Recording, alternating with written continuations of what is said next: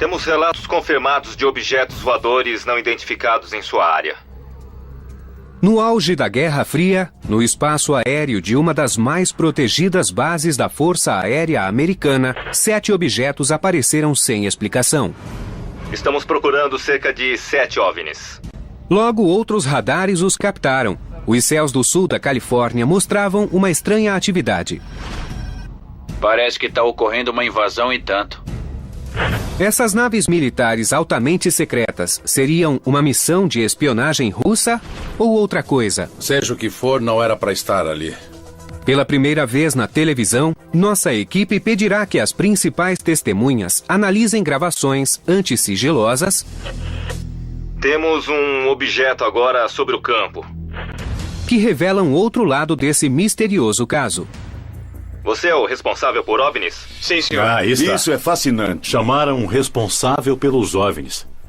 Por que havia um responsável por OVNIs na base Edwards da Força Aérea? E por que ele mandou um jato interceptar os objetos? Mire à direita e um à esquerda. Ele está subindo. Essas fitas e imagens dos radares obtidas naquela noite finalmente revelarão a resposta? Este é o caso 65102, Código Vermelho.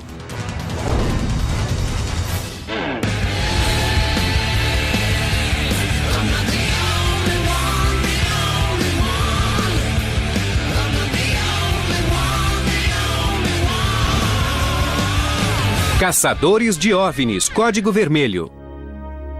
Em 1965, a base aérea Edwards, localizada a apenas 150 quilômetros de Los Angeles, Califórnia, era a sede dos mais secretos programas de testes de voo das Forças Armadas Americanas. Mas nesse dia, o protegido espaço aéreo da base foi invadido por objetos de origem desconhecida e que continuaram a pairar perto do local durante 6 horas. Na maioria das vezes, o contato com OVNIs é solitário. Mas essa não foi uma ocasião normal. 9 áreas diferentes testemunharam a espantosa aparição. A torre de controle da base Edwards, onde o primeiro contato visual foi relatado. A pista da base, onde o estranho objeto foi avistado pela segunda vez. A torre de radar da base, que relatou que não havia aviões na área. O Centro de Defesa Aérea de Los Angeles, que checou os radares locais do sul da Califórnia e descobriu que 4 deles haviam captado o objeto. Boron, Riverside, Victorville e San Pedro.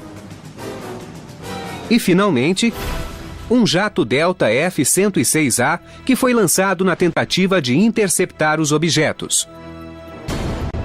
Algo acontecia no sul da Califórnia, envolvendo 5 instalações militares. E tudo o que se passou foi gravado. Parece que está ocorrendo uma invasão e tanto. Foi uma noite incrível em outubro de 1965, quando os OVNIs invadiram nosso espaço aéreo. E ouvimos isso em primeira mão do homem que estava na torre naquela noite. É uma evidência inacreditável. O primeiro a relatar o incidente foi um controlador de tráfego aéreo da torre da base Edwards, o sargento Chuck Soros. Vi um objeto muito grande e brilhante ao leste do campo e ficou lá durante muito tempo. Em uma rara aparição televisiva, o ex-sargento Chuck Soros, o controlador de voos da base Edwards naquela noite, aceitou discutir o acontecido e, pela primeira vez, analisar as gravações feitas em 7 de outubro de 1965. Vejo luzes piscando, vermelhas e brancas. Na torre de controle, Soros era responsável por todo o tráfego aéreo na base Edwards e ao redor dela. Tinha 12 anos de experiência em orientar todos os tipos de naves militares e conhecia a maioria dos diferentes modelos da base aérea Edwards. Mas estava prestes a testemunhar algo que nunca viria antes e que não poderia explicar. Aconteceu por volta de 1h30 da manhã. Primeiro eu vi um objeto muito brilhante Chamei outras pessoas da base de operações, o meteorologista e outras 2 ou 3 pessoas que estavam de plantão naquela noite, para que dessem uma olhada, e eles viram a mesma coisa que eu. Temos um objeto agora sobre o campo. Bem em cima do campo? Sobre a base Edwards, indo para o sul. Vejo luzes piscando, vermelhas e brancas. E o capitão confirmou isso. Era baixo demais para ser uma estrela ou coisa assim. Estava a 1.500 metros e isso continuou por muito tempo. Segundo ele, o objeto era verde claro, grande e brilhante, com uma pulsante luz vermelha na base. Mais 3 objetos apareceram. Eram menores, da metade do tamanho do primeiro. Eles ficaram juntos, estavam em um tipo de formação perto uns dos outros, formando um V. Eles desceram até o sul da base. Em certo momento, mais 3 apareceram. Esses 3 voavam de modo independente. Voaram para norte, sul, leste e oeste. Isso aconteceu desde a 1h30, quando avistei o primeiro, até o nascer do sol, quando ficou claro.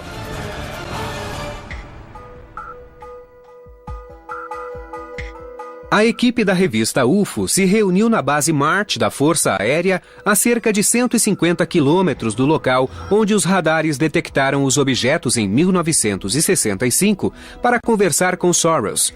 A gravação de todo o evento de 6 horas que ocorreu em 1965 foi disponibilizada e será apresentada aqui pela primeira vez. Pat, Chuck, Bill Scott, Ted e eu vamos ouvir as fitas das transmissões daquela noite. E depois, você, Chuck e Jeff vão examinar o radar e os mapas. Perfeito. Então vamos. Para mim está ótimo. Então vamos lá. Na base aérea Edwards, em 1965, vários objetos foram avistados se aproximando da base. Todas as comunicações de Chuck Soros na torre da base foram gravadas. Pensava-se que essas transmissões secretas estivessem perdidas. Agora eles podem reconstituir um dos mais incríveis casos de contato com OVNIs jamais registrados. Bill Scott, antigo engenheiro de testes da Força Aérea Americana, junta-se à equipe para analisar as gravações que depois foram divulgadas.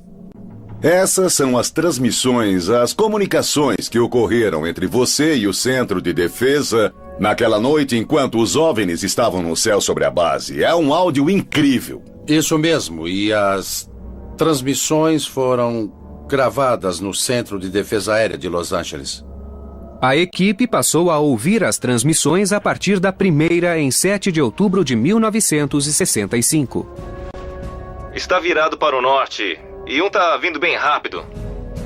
Está vindo do norte para o sul. Do norte para o sul, em Edwards. Isso, tem uma luz vermelha piscando. Tô vendo outra luz vermelha e uma verde movendo-se muito rapidamente sobre o meu campo agora. Eu vou checar o Repcon para ver se há algum movimento na área. Soros chamou o Repcon, ou radar de controle, para saber se viram algo.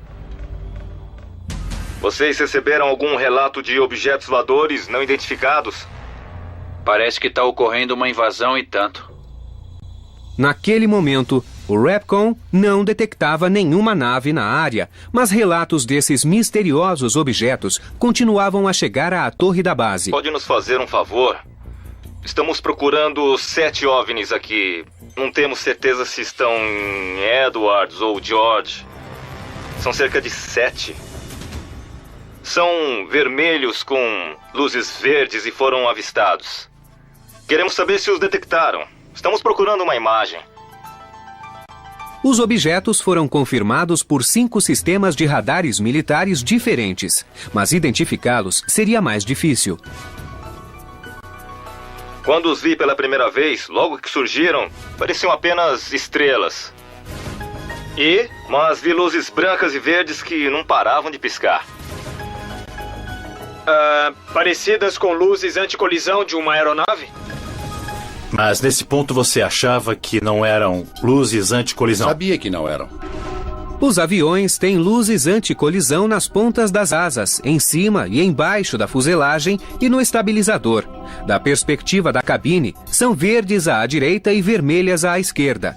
As cores avisam outros pilotos se o avião está se aproximando ou se afastando. Eu sabia que não era um avião, não era um helicóptero, não era um balão, não era uma estrela, não era nenhum avião de teste que eu conhecesse na época. E havia muitos na base Edwards. É possível que as luzes vistas naquela noite tenham sido de novos aviões secretos, mas Sorrells descarta essa teoria. Eles teriam me avisado se fossem testar algum avião em minha zona de controle, para que eu pudesse afastar outros aviões apenas por motivos de segurança. Mesmo se fosse um teste secreto, Chuck precisaria saber. Segundo Sorrells, havia muitos programas secretos na base Edwards na época. Se algo era testado nessa base, provavelmente era secreto. Nós testamos todos os aviões que chegaram à base Edwards. O SR-71, o Blackbird, o B-70 estavam sendo testados naquela época. Mesmo se fosse um avião muito secreto, não teriam feito o teste sem avisar os controladores de voo. Bom, não podiam não dizer nada. Comunicariam à torre que algo iria acontecer. Não podiam testar nada naquela área sem que o Chuck soubesse. A torre da base Edwards e de vários outros postos militares de radar confirmaram que vários objetos invadiram o espaço aéreo sobre a base Edwards. Ele está subindo. Muito mais alto, está subindo rápido. Parece que está em cima de nós. Esses muitos contatos não identificados ocorreram no auge da Guerra Fria, quando o ataque de um míssil soviético era um temor muito real. A decisão de lançar uma nave de interceptação logo seria tomada. Mas, segundo a fita, o poder de lançar esse avião estava nas mãos de um oficial com um título muito curioso. Todas as bases tinham um responsável por OVNIs. Você é o responsável por OVNIs? Sim, senhor. Tome cuidado. A equipe está reconstituindo o incidente na base da Força Aérea de Edwards, ocorrido em 7 de outubro de 1965. A partir da 1h30 da manhã, um objeto com estranhas luzes pulsantes começou a pairar perto da área de testes da base. 6 objetos menores uniram-se a ele, 3 avançando em formação para o sul e outros 3 movendo-se sobre a base livremente. 5 estações militares de radar californianas captaram o evento. Estou recebendo relatórios da Torre de Edwards, de Victorville e de várias estações de radar sobre os OVNIs. A equipe reuniu não só a testemunha central do evento, o controlador de tráfego aéreo da base Chuck Sorrells, como também pela primeira vez na televisão, as gravações completas, antes sigilosas, das comunicações por rádio e telefone feitas naquela noite. Outra combinação de luzes vermelhas e verdes movem-se muito rapidamente. Naquela noite, após avistar o objeto várias vezes durante mais de 1 hora, Sorrells se comunicou com o Centro de Defesa Aérea de Los Angeles e descobriu que eles também haviam captado os OVNIs. Aqui é o Centro de Defesa Aérea. Vocês receberam algum relato sobre objetos voadores não identificados? O pessoal desse setor se envolveu. Estavam encarregados da defesa aérea da região. Os radares deles captaram os objetos, eu os via, e a torre de George também, e várias pessoas no solo da base também os viam. Enquanto eu falava com o Centro de Defesa, decidimos mandar uma aeronave. Às 2 da manhã, o piloto da base Edwards, capitão Darrell Clark, foi avisado da incursão. Ele saiu até a pista da base com um rádio e binóculos para verificar e avistou os objetos. A seguir, a voz dele quando relatou o que via pelo rádio. Consegui vê-los bem com os binóculos. Parece que não estão com muita altitude. 2 militares qualificados, um controlador de tráfego aéreo e um piloto experiente não acharam que eram aeronaves normais. Mas essas descrições não bastaram para que o setor de defesa aérea tomasse uma decisão. precisavam falar com um determinado oficial para resolver se lançariam uma aeronave para interceptar os objetos. O tenente responsável pelos OVNIs está dormindo.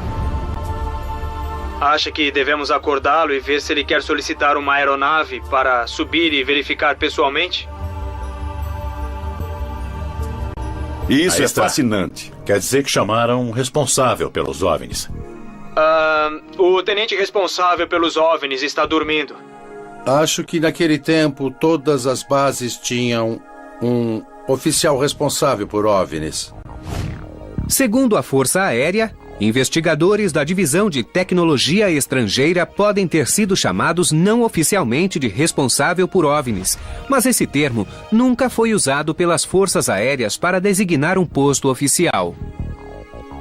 Em meus 9 anos na Força Aérea, nunca ouvi falar disso. Mas será que estavam procurando por naves extraterrestres ou Essa é a qualquer questão, outro com certeza. objeto que não conseguissem identificar? Porque há uma diferença aí. Não sei se procuravam algum tamanho ou forma em particular ou coisa assim. Era qualquer coisa fora do comum, chamada de objeto voador não identificado. No começo da Primeira Guerra Mundial, o exército americano criou uma divisão de dados estrangeiros para estudar os avanços e a capacidade aérea das potências europeias. Na Segunda Guerra Mundial, a divisão se tornou o Laboratório de Dados Técnicos com base no campo Wright-Patterson. O grupo avaliava aviões e equipamentos inimigos quando eram capturados.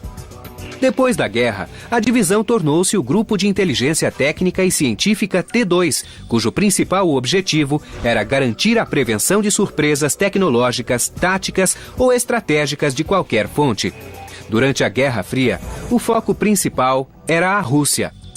Mas em 1947, essa divisão estudou o emergente fenômeno dos OVNIs no projeto SIGN e, em 1952, criou o projeto Blue Book para dar continuidade ao estudo dos OVNIs. Em 1961, o grupo passou a se chamar Divisão de Tecnologia Estrangeira. Seus oficiais não eram enviados a qualquer base, e sim apenas a aquelas que eram de interesse da Força Aérea. Não era incomum que oficiais da divisão estivessem na base Edwards, devido às suas funções de centro de testes para aviões das Forças Aéreas Americanas e outros, inclusive estrangeiros. O oficial era consultado sempre que um objeto não identificado era avistado, fosse uma nave soviética suspeita ou qualquer outro objeto não imediatamente reconhecido pelo pessoal da base. Objetos que não foram identificados, que não sabiam o que eram, invadiram o espaço aéreo sobre a base Edwards da Força Aérea e se aproximaram das pistas. Por que não enviamos aviões? Isso não é muito frequente. Primeiro tiveram que verificar quais eram as normas, quem tinha poder para autorizar. Realmente foi um evento incomum. Imagino que naquela época era algo que precisávamos improvisar. Eu não tinha nenhuma instrução ou norma sobre o que fazer. Era preciso tomar uma decisão e agir. Não se sabia ao certo o que eram esses objetos, mas como não havia nenhuma norma a respeito e os OVNIs não pareciam ser uma ameaça, nenhuma ação foi tomada até que o oficial responsável falasse com a torre. Eles foram chamar o responsável por OVNIs para saber se ele quer solicitar um avião para subir e verificar pessoalmente. Pelas transmissões de rádio e conversas pelo telefone, de repente soubemos que a base tinha um responsável por OVNIs. O que ele fazia? Procurava discos voadores? Mesmo que não procurasse discos voadores e só cuidasse de quaisquer objetos não identificados, é uma novidade e tanto. Apesar de a Força Aérea negar, ano após ano, que os OVNIs existem, eles tinham um responsável por OVNIs. Às 3 da manhã, mais de 90 minutos após a primeira aparição, o responsável por OVNIs ligou para a torre e tentou determinar a origem dos objetos junto ao Centro de Defesa Aérea de Los Angeles. O centro confirmou que 5 radares diferentes haviam captado os objetos. Vocês lançaram algum balão da base Edwards? Balão? Isso. Não que eu saiba. Edwards não tem esse tipo de transmissor, então duvido que tenham lançado. Não teria um motivo. Não teria um motivo? Não a seção meteorológica. Da base Edwards? Não. Entendo. Esse era o diretor do Centro de Defesa de Los Angeles, falando com o meteorologista da base e perguntando se haviam perdido um balão. E ele disse que não, porque não tinham na base esse tipo de equipamento e, portanto, não poderiam ter lançado um balão. Edwards não tem esse equipamento. Não lançaram um balão meteorológico. Ele diz claramente na fita que não lançaram um balão, mas o relatório escrito declara explicitamente que um balão foi lançado naquela noite. Na verdade, isso não aconteceu, mas está no relatório confidencial. O relatório oficial da Força Aérea Americana declarava que os objetos voadores eram balões meteorológicos. Se os objetos de fato eram balões, por que tomaram a decisão de enviar um jato ao local? E o que o piloto viu? Eram aproximadamente 7 objetos. Moviam-se velozmente, permaneceram na área algum tempo e subiram de repente. Em 7 de outubro de 1965, várias testemunhas viram diversos objetos sobre a base Edwards da Força Aérea. Um documento da Força Aérea Americana, divulgado recentemente, declara que o objeto era um balão meteorológico, mas, segundo o áudio da torre, a base não era capaz de lançar tal equipamento. Vocês lançaram algum balão da base Edwards? Balão? Isso. Não que eu saiba. Edwards não tem esse tipo de transmissor, então duvido que tenham lançado. Não teria um motivo. Mas o responsável por OVNIs, que entrou em contato com a torre, procurava uma explicação mais racional e continuou a afirmar a teoria do balão meteorológico. É muito difícil um balão ir de norte para o sul com pouca altitude e vento vindo do oeste a 2 nós. Se o vento vinha do oeste e um deles ia do norte para o sul e depois virou para o oeste, seria muito difícil virar contra o vento. Então os objetos não tinham as características de balões.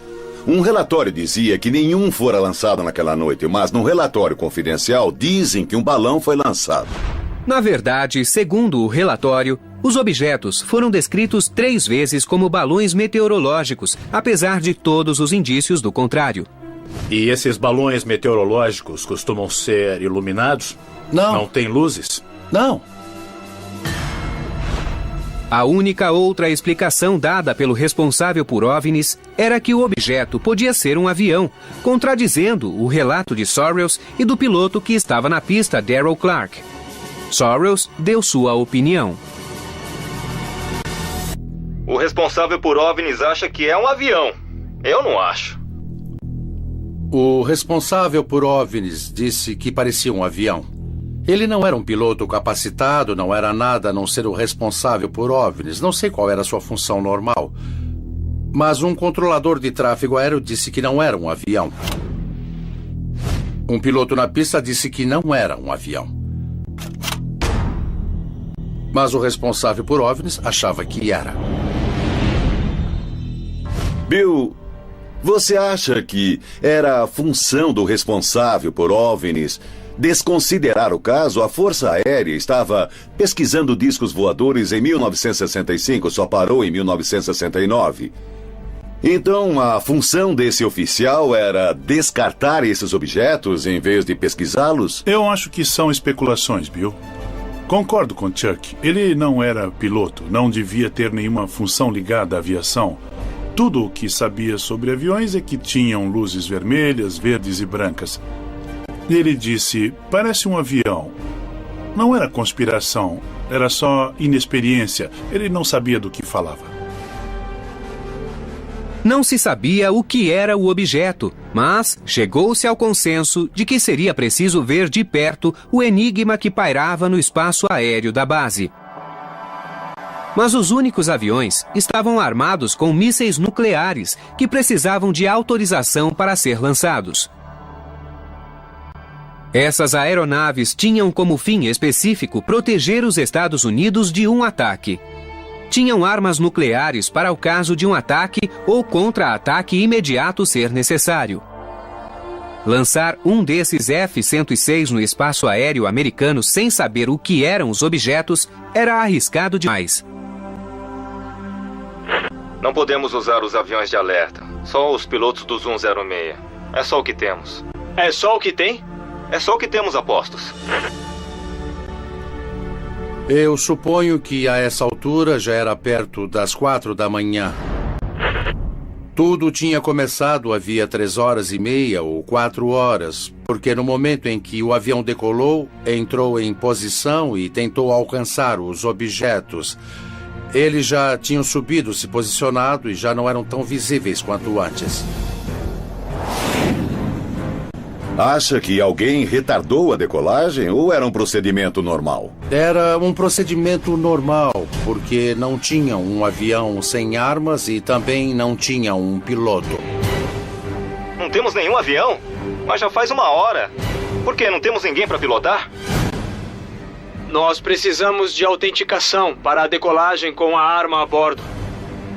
Não podiam usar o primeiro piloto para o avião de alerta, então tiveram de chamar um segundo piloto que não estava nem de plantão. Precisaram tirar alguém da cama para pilotar o avião.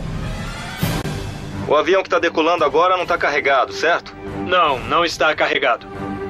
Quando finalmente conseguiram autorização para lançar um avião interceptador, já passava das 3 da manhã. O piloto e o pessoal de terra tiveram de ser acordados para a missão. Basicamente estavam equipados para procurar aviões russos que vinham de fora. Isso acontecia dentro do nosso espaço aéreo, então não havia um procedimento padrão. Quando o avião decolou, o Centro de Defesa e Sorrells guiaram o piloto para se aproximar dos objetos, mas havia um problema. A essa altura, eles já haviam se afastado da base. Ele decolou para verificar e dirigiu o radar interceptador para eles, mas foi difícil orientá-lo para chegar à área. Eu orientei o avião, alinhei-o com a pista e lhe dei a direção. Pode avançar pela pista. Acho que é 01 a este bordo 040. Ele chegou a 12 mil metros de altitude. Falei com o diretor e ele perguntou como ele estava. Eu disse, está se aproximando. Ele está mais para a esquerda agora. Um para a direita, outro para a esquerda. Ele se aproximou e eu disse, está baixo. Torre, como estão as coisas? Está baixo. Tem de subir mais. O objeto subia muito rápido. Ele está subindo. Está a 12 mil metros, eu disse. Continua abaixo. Está muito baixo. Baixo? Está a 12 mil metros. Continua abaixo. Mas enquanto o piloto se aproximava, os objetos se afastaram cada vez mais, até que finalmente desapareceram. Sumiram da vista e do radar. Ele se deslocou agora para cerca de 145 graus. Está a cerca de 65 quilômetros e muito alto. Está quase invisível agora. Qual é sua avaliação? Foi um fato incomum para todos os profissionais envolvidos. A única opinião leiga que ouvi foi a do responsável por OVNIs, que pensava que era um avião. As fitas agora divulgadas só são o começo. O piloto Capitão Clark, que nunca falou sobre esse incidente e que não imaginava que seria investigado no futuro, escreveu uma carta à esposa descrevendo o que vira naquela noite de outubro. Capitão Clark. Sim? O que você acha? Logo que vi o objeto, ele se aproximava vindo do norte. Eu vi luzes pulsantes e não giratórias. Olhei com os binóculos. Parecia que tinha uma pequena nuvem na frente. A equipe acabou de ouvir gravações de um incidente que ocorreu na base Edwards da Força Aérea em 7 de outubro de 1965. Aqui é a torre da base Edwards. Um objeto se move para o sul. Chuck Sorrells, o controlador de voo que estava na torre naquela noite, descreveu os estranhos objetos que pairaram no espaço aéreo da base durante quase 6 horas. Mas Sorrells e as gravações não são as únicas fontes da verdade por trás do que a Força Aérea chama de o incidente. O capitão Daryl Clark era o piloto de plantão na base Edwards naquela noite. Parece que está a pouca altitude, a 3.000 metros. Sua voz está nas fitas. Foi um pouco mais para oeste e ganhou uma enorme altitude. Após décadas de silêncio, Clark sentiu o impulso de relatar suas experiências daquela noite em uma carta para sua mulher.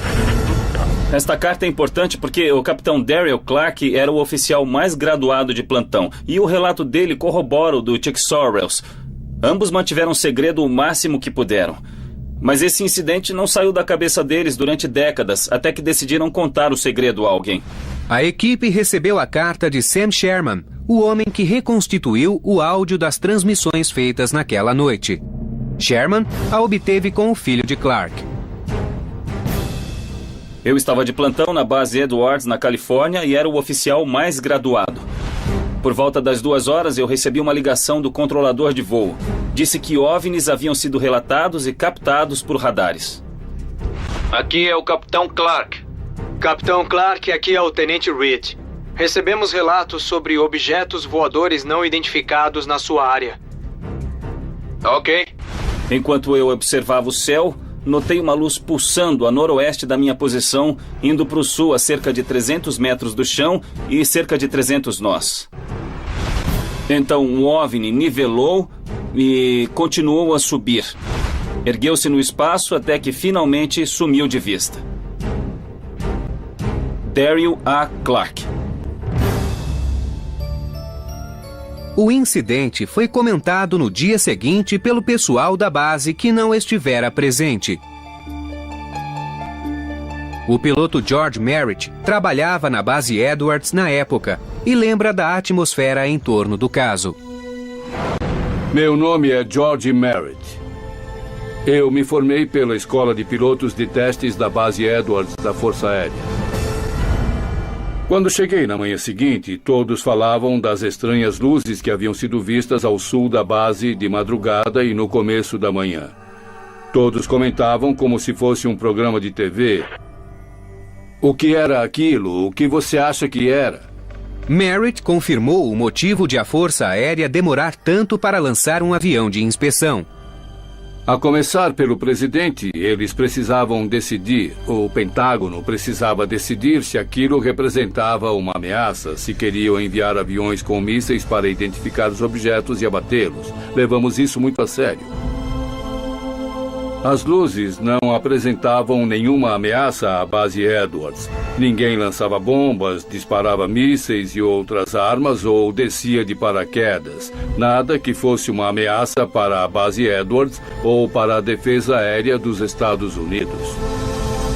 O relato chegou a uma pessoa que era responsável por OVNIs, correto? Correto. Era o capitão John Balent. Capitão John Balent? Era da Divisão de Tecnologia Estrangeira de Wright-Patterson.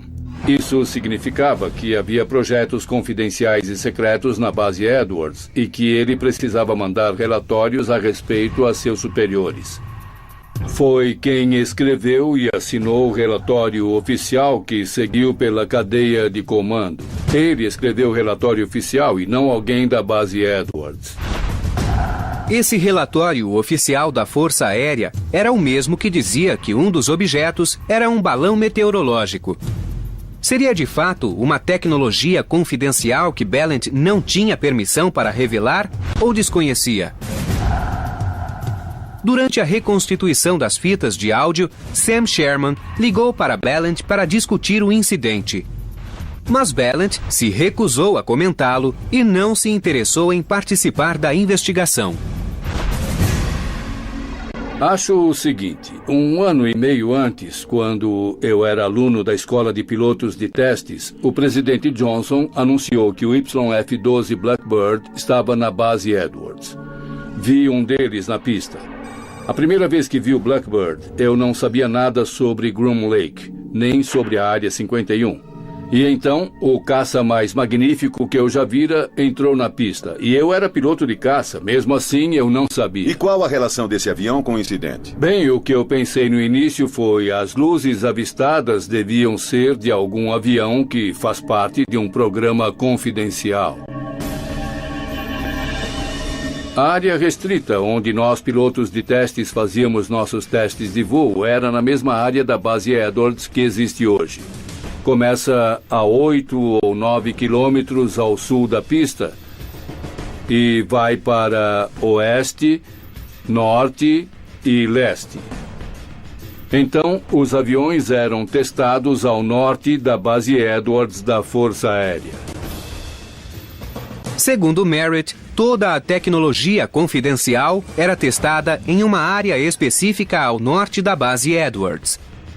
Mas essa área não corresponde aos locais onde os objetos não identificados foram vistos. O relatório oficial da Força Aérea disse que eram...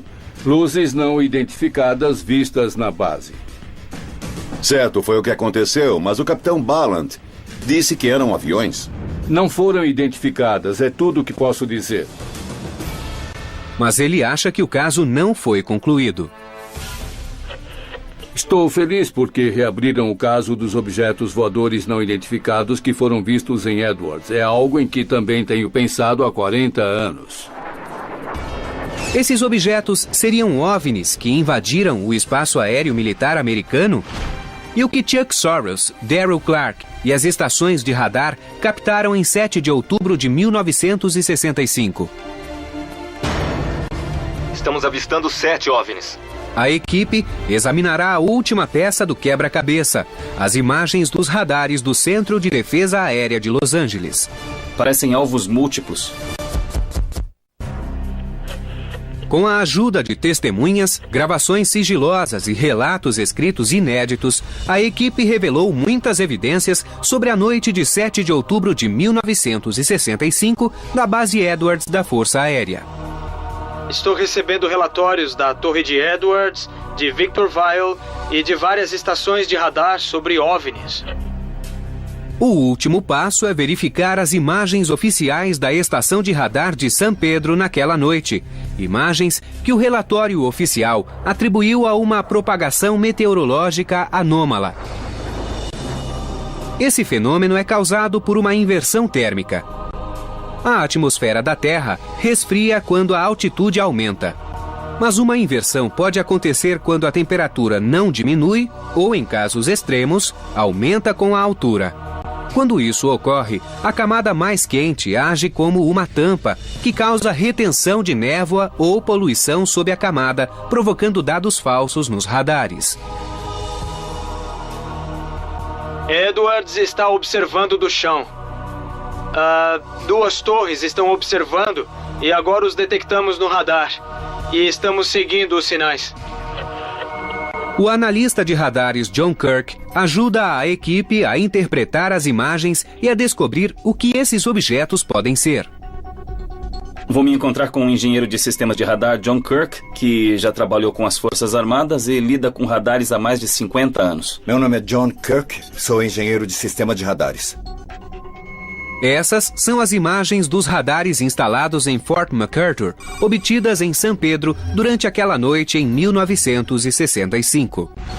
As imagens foram captadas em intervalos, criando uma linha que descreve o movimento dos objetos durante todo o incidente.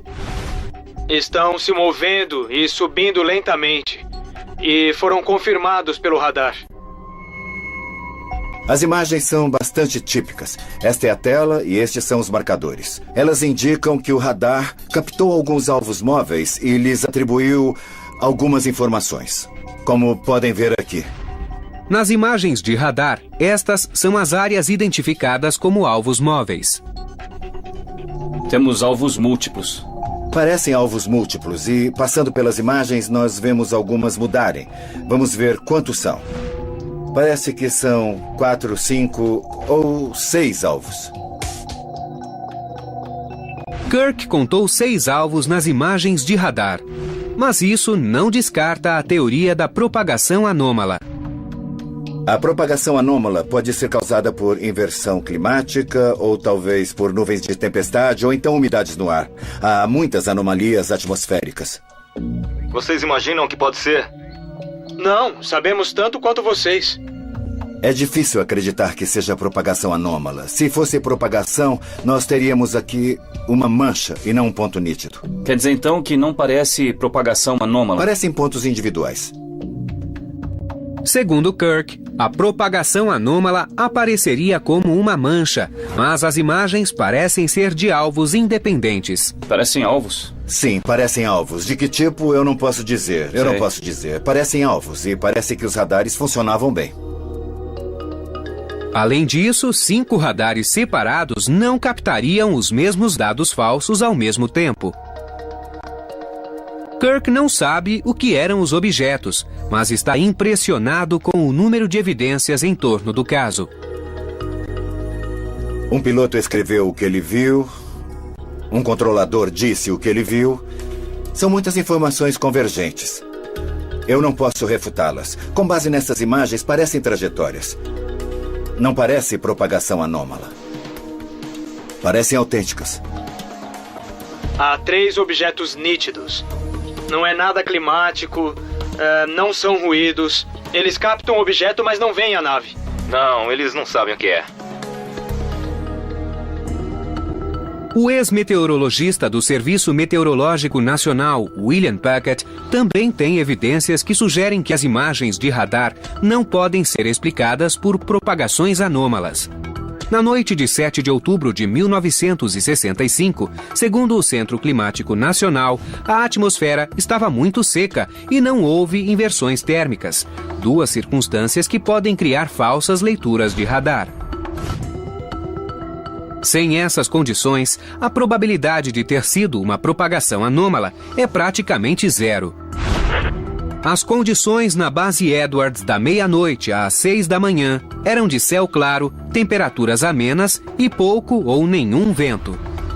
A visibilidade era de 56 quilômetros.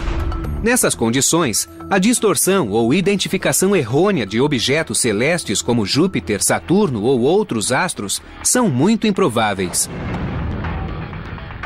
Mas após o incidente e a subsequente investigação, as Forças Armadas decidiram manter em sigilo todos os registros relativos ao caso. A explicação era que as imagens de radar eram falsas e que as testemunhas haviam identificado apenas objetos celestes, apesar de as evidências descartarem essas teorias. Eu acho que é espantoso que objetos voadores não identificados possam ter invadido o espaço aéreo militar restrito nos Estados Unidos assim, impunemente. Segundo os relatos nas fitas, as imagens de radar e o relato feito por Sorrells, os objetos não tinham as características de nenhum avião conhecido até então ou depois disso. Tá muito mais alto do que da primeira vez. Essas gravações de acontecimentos reais sempre me dão arrepios. Outra combinação de luzes vermelhas e verdes movem-se muito rapidamente. Quando nós ouvimos todas as pessoas que estiveram envolvidas, percebemos que muitas delas não sabiam o que estava acontecendo. Na base Edwards, a gente vê de tudo. O áudio é a prova definitiva. Está subindo. Está muito mais alto, sobe rapidamente. Está bem em cima de nós. Mantiveram a fita em sigilo por 30 anos. O que precisava esconder? Armas secretas? Não. Radares especiais?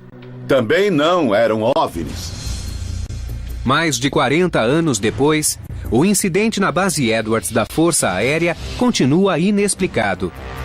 Hoje, o lema do Centro de Testes de Voo da base é Ad Inexplorada, até o inexplorado. Uma descrição bastante adequada para aquela noite em outubro, em que se deu a mais instigante e menos conhecida aparição de OVNIs em toda a história.